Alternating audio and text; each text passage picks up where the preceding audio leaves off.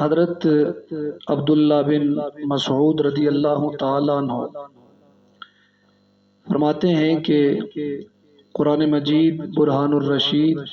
فرقان حمید شفاعت کرنے والا ہے، اس کی شفاعت قابل قبول ہے۔ شکایت کرنے والا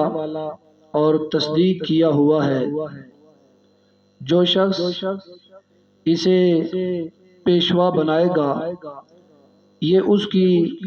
جنت کی طرف رہنمائی کرے گا،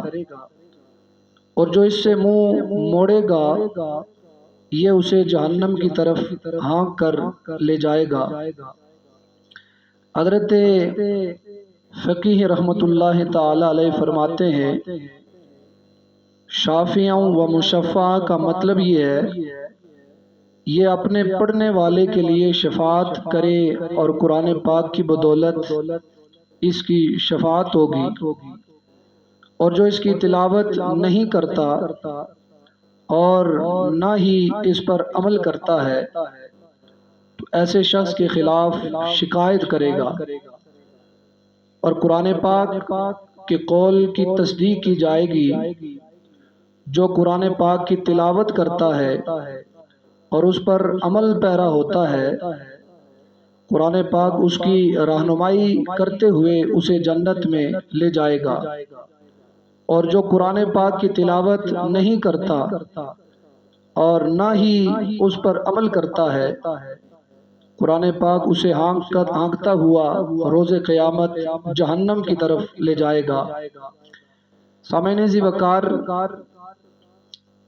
حضرت نافع بن حارث رضی اللہ تعالیٰ عنہ حضرت امیر المؤمنین سید فاروق اعظم رضی اللہ تعالیٰ عنہ کے دور خلافت میں مکہ مکرمہ کے گورنر تھے۔ ایک دفعہ حج کے موقع پر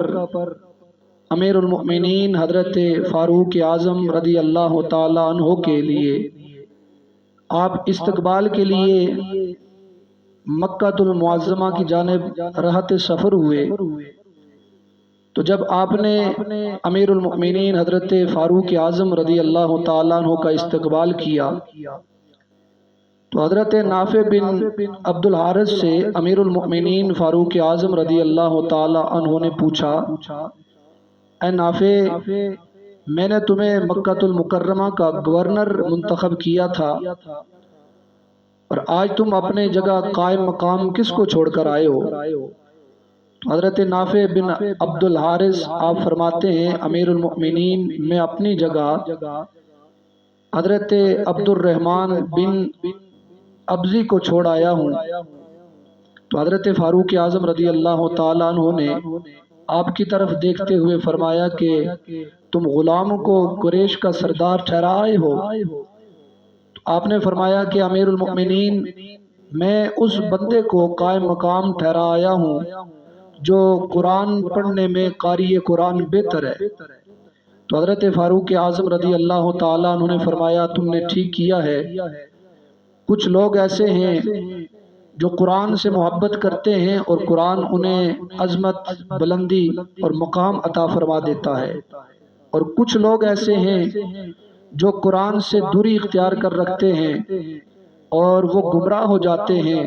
اور قرآن انہیں ذلیل اور رسوا کر دیتا ہے۔ اے حضرت نافع بن حارث، تم نے بڑا اچھا کام کیا ہے۔ عبد الرحمن یہ وہ شخص ہے جو دن رات کے اندر قرآن سے محبت کرتا ہے، قرآن سے لگن رکھتا ہے، تو آج اللہ نے اسے قرآن کے عوض بلندی، مقام اور مرتبہ عطا فرما دیا۔ حضرات گرامی قدر، اس پرفتن دور کے اندر ہر بندہ نفسہ نفسی کے عالم میں ہے، کچھ ٹائم نکال کر قرآن سے جڑ جائیں، قرآن کی تلاوت کریں، اور میرے آقا علیہ الصلوۃ والسلام نے فرمایا کہ قرآن دنیا کے اندر روشنی ہے، سیدھا راستہ دکھانے والا ہے، اور قبر کے اندر قبر کو